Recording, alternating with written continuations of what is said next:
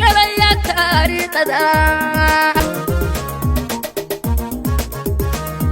أو تشكيو تلماما هاتاني لتصالينو marka ugu horeysa waxaan halka tacsi uga dirayaa qarixii galabta ka dhacay magaalada Muqdisho agaarka baarlamaanka oo dad abriya ay ku geeriyoodeen dhagar qabayaal aan dadka iyo dalka u naxayna ay geysteen waxaan leenahay intii dhimatay Ilaahay ha u naxariisto inta dhaawacana Ilaahay ha u boogadhiyo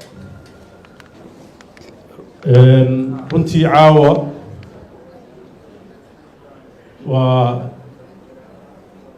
waxaa ka soo wareegtay sanad maanta oo kaleeto markii aniga iyo madaxweyne ku-xigeenka noola doorto hoggaanka dalka iyo dadka Puntland waxaan soo dhisnay xukuumad aan ku xulanay intii karaankeennaha karti iyo waxqabad aan ka rajaynayna insha Allah waxaan aad ugu faraxsannahay muddadii sanadka ahayd guulihii iyo howlihii ay u qabteen ummadooda sida hagar la'aanta iyo hufnaanta ay u qabteen waxaa iyadana haddii Ilaahay idmo khudbadayda kadib halka laga soo jeedin doonaa su'aalana laga weydiin doonaa qaybo ka mid ah wasaaradaha khaasatan dhinacyada aan ahmiyadda saarayn runtii waxaan rabaa intaan khudbadda aan aad u dhexgelin dhowr qodob oo arrimaha caamka inaan saaro xoogga waxaa qaraxan maanta dhacay iyo kii 28 December ka dhacay isgoyska ex control labadaba uu ku abuuray bulshada Soomaaliyeed rurbi hor leh iyadoo la rajeynayo in aad looga soo kabto dhibaatooyinka amni iyo falalka noocaas oo kale ay ka dhacaan meelayaasha halbowlaha ee bulshada Soomaaliyeed ku badan tahay marka lagu daro kii ka dhacay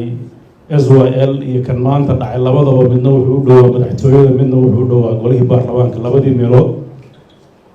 oo dalka Soomaaliyeed dowladda federaalka looga talinay arrintaas runtii marka laga tago dadka wax gaareen waxay muujinaysaa amni xumo kusoo kordhaysa caasimadda Soomaaliya taasoo astaan u ah qarannimada Soomaaliya waxaan sidoo kale runtii maalmahan idaacadaha ka maqlaynay dowladda Soomaaliya guddiyo u saaraysa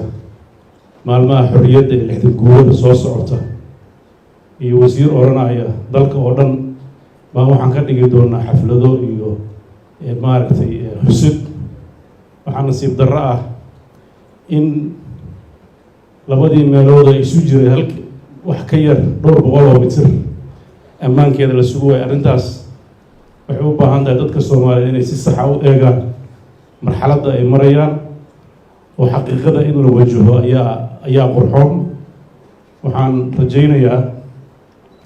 dadka Soomaaliyeed meel walba ay joogaan waxyaabaha ka dhacaya caasimadda Muqdisho inaan indhaha laga laaban dadka Soomaaliyeed waxaa la rabaa inay tashadaan mustaqbalkooda ay ka taliyaan dadkooda maalin walba baaba'aya ay u istaagaan dadka reer Puntland waxaan ugu baaqayaa inay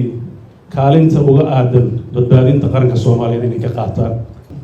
wuxuu u baahan yahay qof walba wax ay la tahay intuu dhinac dhigto in miis wada hadal la isugu yimaado waxaan rajaynayaa midnimada iyo wadajirka ka badan waxaan halka sidoo kale uga baaqayaa dadka reer Somaliland waxaan ugu baaqayaa midnimada Soomaaliyeed inaysan dayicin Soomaaliya ka mid noqdaan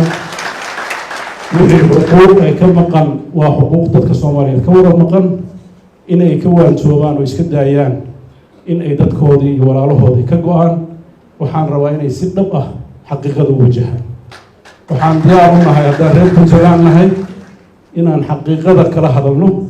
waxaan rabnaa dadkeena nabad baan u rabnaa deganaanshaan u rabnaa horumar baan u rabnaa dagaal iyo colaad ma rabno xuquuqda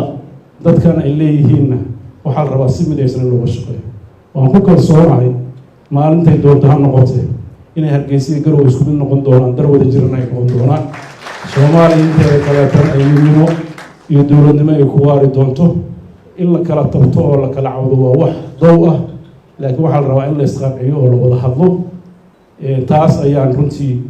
baaqeena iyo fariinteenu mar walba tahay. waxaan rajaynaynaa dadka reer Puntland inay ilaashadaan midnimadooda, degaanadooda, iyo la noolaadaan deriskooda. xuquuqda iyo xuduudaha Puntland dastuurkeeda qeexaya. waxay u baahan tahay xuduudaha Puntland inay Puntland ka taliso. meelaha dastuurka uu qorayo ee aanan Puntland dowladdeeda ay ka talin waa gaabis, dhaliisheedana waa qaadanaynaa, waana u tafaxeedanaynaa inay gaarto maamulkeena Puntland. waxaan rajaynaynaa degaanada Somaliland iyo Galmudug ee deriskana ah waxaan iyagana ugu baaqaynaa nabad, annagoo ilaashanayna xuduudaheena dastuuriga ah, diyaarna u ah in wixii naga wada dhexeeya oo ah Soomaalinimada, wadajirka, wax wada qabsiga inaan annagu mar walba gacanteena aan ka geysan doono sidii geyiga Soomaaliyeed iyo geeska Afrikaba loo nabadeyn lahaa. aad baad mahadsantihiin.